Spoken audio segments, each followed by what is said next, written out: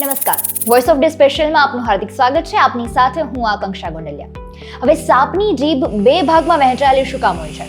આની પાછળ વૈજ્ઞાનિક કારણ તો છે જ, પણ સાથે એક ધાર્મિક કહાની પણ જોવા મળે છે, અને એ આજના વિડીયોમાં જ જાણીશું. હવે સરીસૃપ જીવોમાં સાપની સાથે એક ગરુડી કે જેને કોમોડો ડ્રેગન કહેવાય છે, તેને પણ આવી જીભ હોય છે, જેને ફોક ટંગ કહેવાય છે.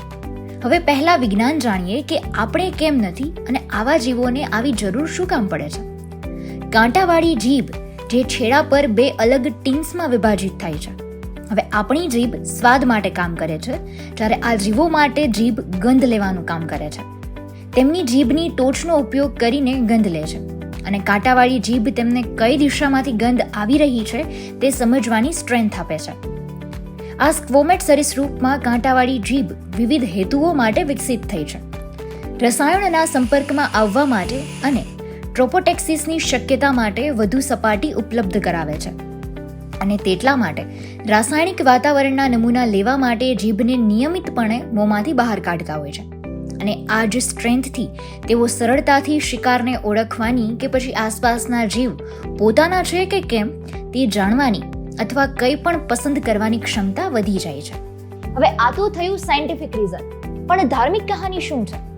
વાસ્તવમાં તેવું માનવામાં આવે છે કે આ સંબંધનું વર્ણન વેદવ્યાસ રચિત મહાભારતમાં જોવા મળે છે. હવે તેવું માનવામાં આવે છે કે વાસ્તવમાં આ સંબંધનું વર્ણન વેદવ્યાસ દ્વારા લખાયેલ મહાભારતમાં જોવા મળે છે. મહર્ષિ કશ્યપની પત્ની, એકનું નામ કદ્રુ અને બીજીનું નામ વિનિતા. એવું માનવામાં આવે છે કે કદ્રુએ તમામ સાપોને જન્મ આપ્યા હતા, અને તે બધા કદ્રુ અને મહર્ષિ કશ્યપના પુત્રો અને પુત્રીઓ હતા. જ્યારે પત્ની વિનિતાએ મહર્ષિ કશ્યપથી પુત્ર ગરુડ મળ્યો. વાર્તા અનુસાર એકવાર કદ્રુ અને વિનિતાએ જંગલમાં એક સફેદ ઘોડો જોયો, અને બંને વચ્ચે બોલાચાલી થઈ કે ઘોડાની પૂંછડી કાળી છે કે સફેદ. જેમાં કુદરાએ કહ્યું કે ઘોડાની પૂંછડી કાળી છે, જ્યારે વિનિતાએ કહ્યું કે ઘોડાની પૂંછડી સફેદ છે. હવે શરત મુજબ જે જીતે છે તે બીજી સ્ત્રીને દાસી બનાવશે, જેમાં કદ્રુએ તેના બાળકોને તેમના સ્વરૂપને સંકોચવા અને ઘોડાની પૂંછડીની આસપાસ લપેટવાનો આદેશ આપ્યો, જેના કારણે દૂરથી દેખાય કે ઘોડાની પૂંછડી સફેદને બદલે કાળી છે. અને બાળકોને શ્રાપનું કહેતા તેઓ ડરના લીધે આ કામ કરે છે, જેનાથી વિનિતા હારે છે અને દાસી બને છે.